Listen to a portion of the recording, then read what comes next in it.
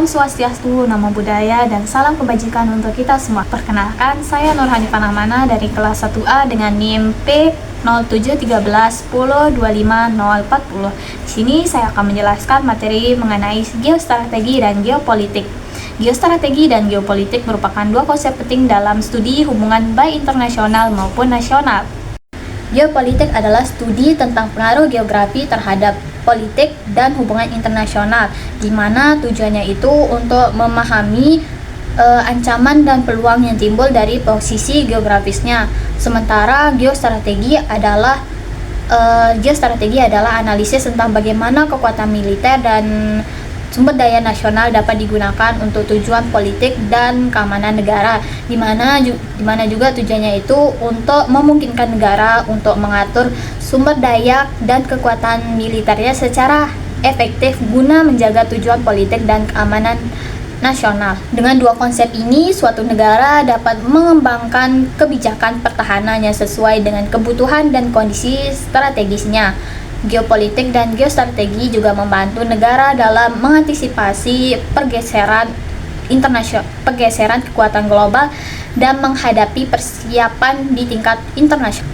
Misal, dengan memahami lokasi geografisnya dan perbatasannya, suatu negara dapat mengembangkan strategi pertahanan yang efektif untuk melindungi wilayahnya dari ancaman luar.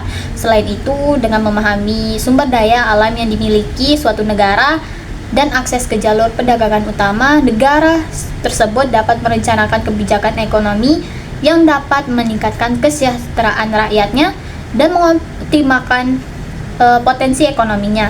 Dengan begitu, pemahaman yang baik tentang faktor-faktor geografis serta memberikan keunggulan kompetitif bagi negara tersebut dalam konteks global.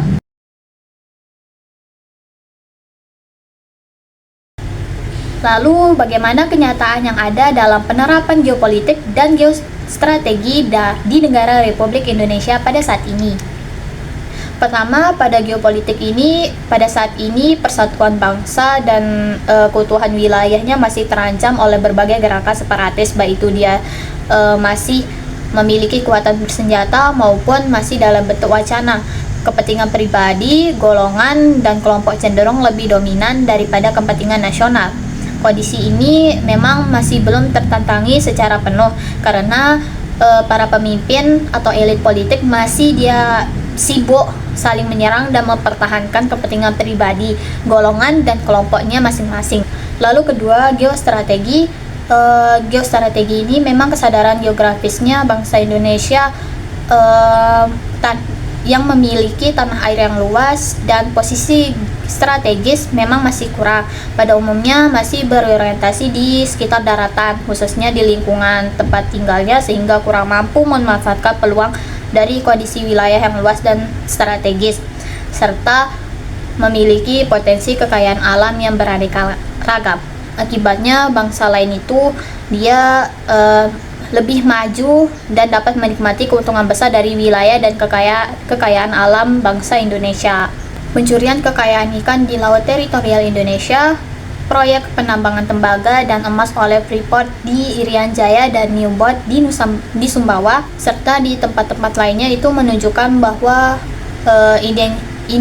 indikasi keuntungan besar yang diperoleh oleh bangsa lain. Keadaan ini memang diperparah dengan penduduk Indonesia yang sebagian besarnya itu masih berpendidikan, sangat kuat keterkaitan dengan nilai-nilai budaya dan adat istiadat sukunya, sehingga merupakan potensi atau kerawanan terhadap terjadinya konflik horizontal antar suku. Contoh lain aktivitas dari geostrategi dan geopolitik di negara Republik Indonesia ini, yaitu salah satunya contoh aktivitas di pertambangan nikel di Raja Ampat, Papua Barat Daya. Dia ini memiliki hubungan erat dengan kaitannya geostrategi dan geopolitik, terutama terkait dengan konservasi sumber daya dan kepentingan ekonomi. Konflik ini menyoroti bagaimana potensi kekayaan alam dapat bertabrakan dengan kepentingan pelestarian lingkungan dan hak masyarakat ada di kawasan tersebut.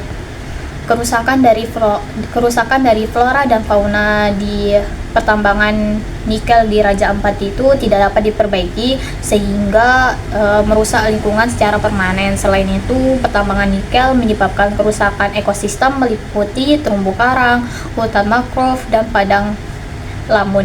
Hal ini menekan ketersediaan populasi ikan serta memberikan ancaman langsung terhadap spesies langka dan endemik. Nambangan nikel di Raja Ampat ini menjadi isu penting dalam kompleks geostrategi dan geopolitik di Indonesia karena wilayah tersebut yaitu memiliki nilai strategis baik dari segi sumber daya maupun posisi geografisnya. Potensi nikel yang besar ini memang sangat mendukung ketahanan ekonomi nasional, khususnya dalam pengembangan industri baterai dan kendaraan listrik. Namun di sisi lain, di sisi negatifnya itu dapat menimbulkan tantangan terhadap kelestarian lingkungan dan kedaulatan wilayah. Secara geopolitik itu pengolahan nikel di Raja Ampat juga dia berkaitan dengan persaingan global dalam penguasaan sumber daya strategis, sehingga dia diperlukan kebijakan yang bijak, berkelanjutan dan berprioritas dalam kepentingan nasional. Dengan begitu, pengelolaan pertambangan nikel di Raja Ampat harus diperhatikan keseimbangan antara kepentingan ekonomi, pelestarian lingkungan, serta keamanan nasional sebagai wujud penerapan geostrategi Indonesia yang berlandas dalam kepentingan bangsa Indonesia. Lalu tantangan apa saja dari geostrategi dan geopolitik di Indonesia dalam dunia global? Dalam tantangan global itu dia ditandai dengan peningkatan interkoneksi dan informasi yang sangat cepat. Tantangan keamanan menjadi lebih kompleks dan beragam.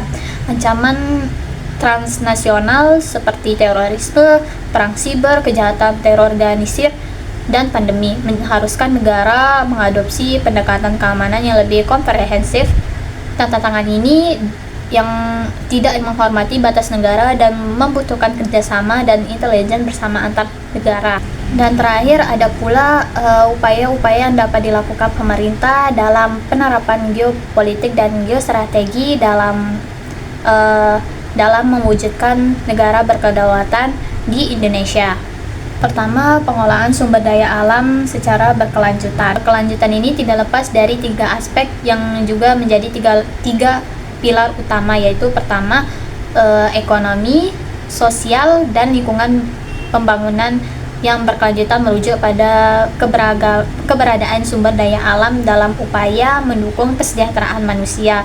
Oleh karena itu, pemerintah utama prioritasnya itu upaya perlindungan lingkungan untuk mendukung kehidupan bangsa Indonesia. Lalu kedua, mengoptimalkan posisi geostrategis Indonesia. Indonesia padahal itu memiliki geostrategis yang sangat penting di dunia karena dia letaknya itu di antara 2 benua, yaitu Asia dan Australia, dan 2 samudra besar yaitu Hindia dan Pasifik.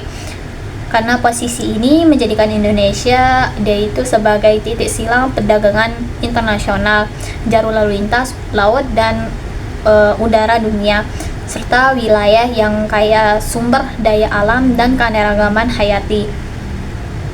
Oleh karena itu, pemerintah Indonesia harus mengoptimalkan dan terus mengoptimalkan posisi geostrategis ini untuk kepentingan ekonomi, politik, sosial, dan budaya dan pertahanan keamanan nasional Indonesia.